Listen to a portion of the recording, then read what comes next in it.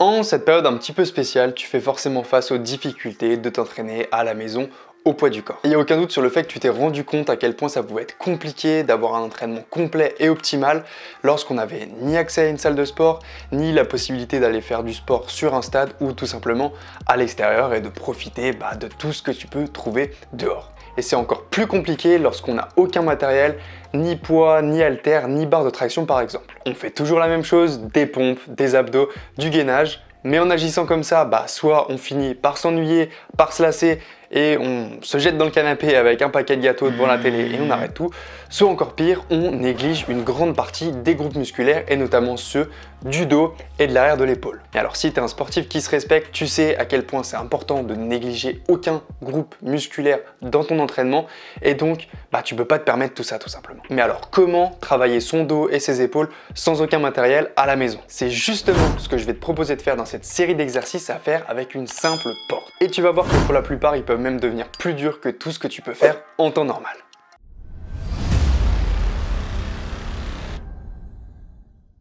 Le premier exercice est un exercice pour travailler à la fois l'arrière de l'épaule et le haut du dos. Alors avant de commencer tes exercices, pense juste à enlever tes petites chaussettes. Ça pourrait te sauver la vie si ton sol est un petit peu glissant. Tu vas mettre tes pieds devant la ligne de la porte et venir placer l'arrière de tes mains, voire tes avant-bras de part et d'autre démontant. Tes épaules sont à 90 degrés, les mains à la hauteur de ta tête et tu vas venir incliner ton corps vers l'arrière, puis pousser dans tes mains tout en cherchant à rapprocher tes omoplates l'une de l'autre pour tirer tout ton corps vers l'avant. Il faut vraiment que tu sentes que ça vient de l'arrière de ton dos et de l'arrière de ton épaule et pas l'action de ton biceps qui te permet de plier les bras. Pour augmenter la difficulté, tu peux avancer de plus en plus tes pieds pour rapprocher ton corps de l'horizontale. C'est vraiment un exercice qui va être important pour renforcer l'articulation de l'épaule et donc maintenir une bonne santé de cette articulation. Le deuxième exercice que je te propose est ce qu'on appelle un door frame rows. Donc c'est un exercice de tirage horizontal où tu vas encore une fois te servir de la porte et de son écartement pour saisir les deux montants avec tes petites mains. Une fois que tu as saisi ça, tu te mets en position assise, les fesses dans le vide, les pieds pile poil au niveau de la ligne de la porte. Tu tends tes bras et là, tu effectues ton mouvement de tirage pour amener ton buste vers l'avant en te concentrant bien, encore une fois, sur l'action des muscles du dos. Il faut vraiment que tu sentes cette contraction volontaire des muscles du dos pour rapprocher tes deux omoplates en tirant les épaules vers l'arrière et pas simplement en tirant sur ton biceps pour plier le coude. Encore une fois, plus tu avanceras les pieds, plus l'exercice deviendra compliqué. Maintenant, pour augmenter la difficulté, je te recommanderais plutôt de passer sur de l'unilatéral pour effectuer exactement le même mouvement, mais cette fois-ci avec un seul bras. Tu vas voir que l'exercice, il est vraiment très sollicitant. Tu devrais bien ressentir ton dos et le lendemain aussi, sois-en sûr. Maintenant, si c'est pas le cas, c'est peut-être que tu fais mal l'exercice et que tu te sers plus de tes bras pour tirer.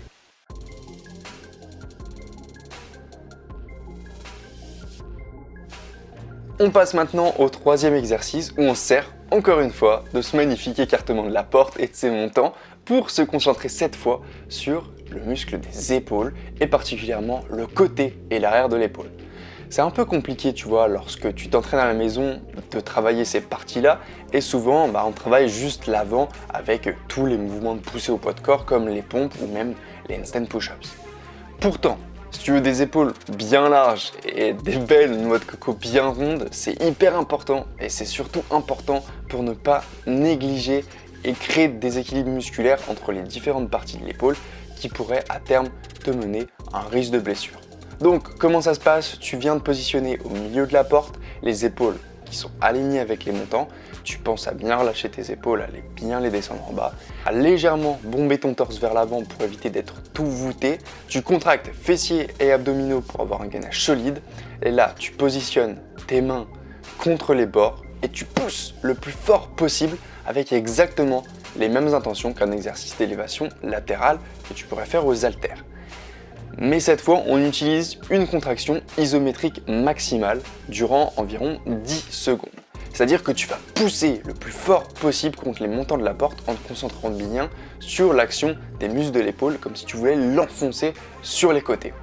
Tu vas voir, ça va très vite t'arracher les épaules et tu vas très bien ressentir le deltoïde médial surtout quand tu vas relâcher. Tu peux aussi le faire en finisher après tes séries de handstand push-up par exemple. D'ailleurs, puisqu'on parle du handstand push-ups, c'est notre 4e exercice.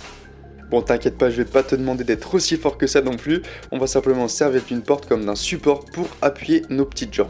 Alors ok, t'as pas nécessairement besoin d'une porte pour faire ces exercices, un mur suffit. Je triche un peu, mais c'est pas grave parce que c'est pas toujours évident de trouver un mur vide chez soi pour faire cet exo. Donc, avec une porte, t'es sûr de pouvoir le faire. Enfin, en tout cas, chez moi, c'est comme ça et c'est toujours de cette manière que je l'effectue. Juste quelques petites précautions avant de commencer l'exercice. Déjà, surtout qu'elle soit bien fermée. C'est mieux si tu veux pas te retrouver dans une position inconfortable.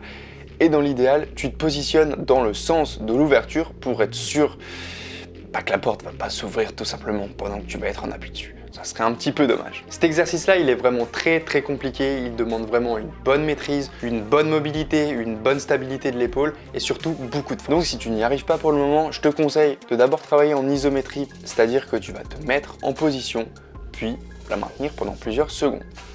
Si tu es comme moi, que c'est un peu trop compliqué pour être réalisé correctement sans risque de te faire mal, mais que l'isométrie devient un petit peu facile et que tu tiens facilement 45-60 secondes, alors tu peux commencer à travailler la partie excentrique, c'est-à-dire seulement la portion descendante, où tu descends très lentement pour poser ta tête au sol.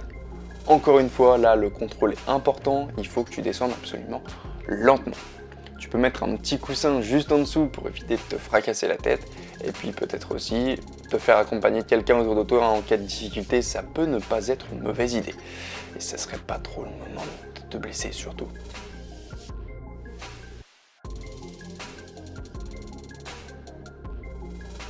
Cinquième exercice qui est là aussi pour t'aider à progresser vers le handstand push-ups et qui va bien travailler les épaules et permettre d'engager tout le reste du corps, c'est ce que j'appelle...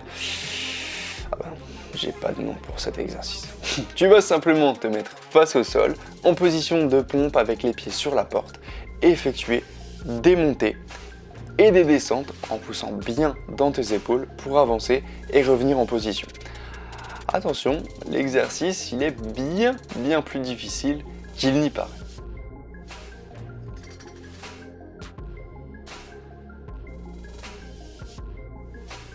Pour le 6e exercice, on retourne sur les montants de notre petite porte avec un exercice qui va principalement travailler l'arrière de l'épaule et le haut du dos.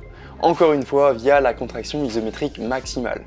Très simple pour se mettre en position, tu lèves ton coude pour le positionner à l'horizontale, l'angle coude avant-bras à 90 degrés, tu places ton coude en appui sur le mur et tu vas venir chercher à l'enfoncer dans le mur le plus fort possible pendant 10 secondes. Et attention, il faut bien que tu gardes ton épaule à l'horizontale et veiller à ne pas trop l'élever.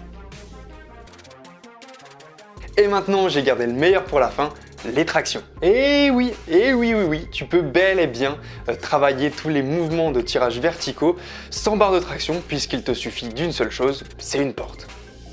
Bon alors avant toute chose, assure-toi que ta porte soit bien solide et pense à mettre des petites cales juste en dessous de ta porte pour soutenir le poids que tu vas lui infliger et ne pas défoncer les charnières. Un livre ou n'importe quoi en ferait très bien l'affaire. Moi j'ai mis des petits morceaux de carton, mais voilà. Pense aussi à bien la caler pour éviter qu'elle ne tourne et que tu te retrouves avec les doigts coincés ou les fesses par terre. Et ensuite tu vas pouvoir partir sur ton exercice. Alors la première solution pour engager un tirage vertical si tu n'arrives pas à faire des tractions, c'est d'utiliser une serviette.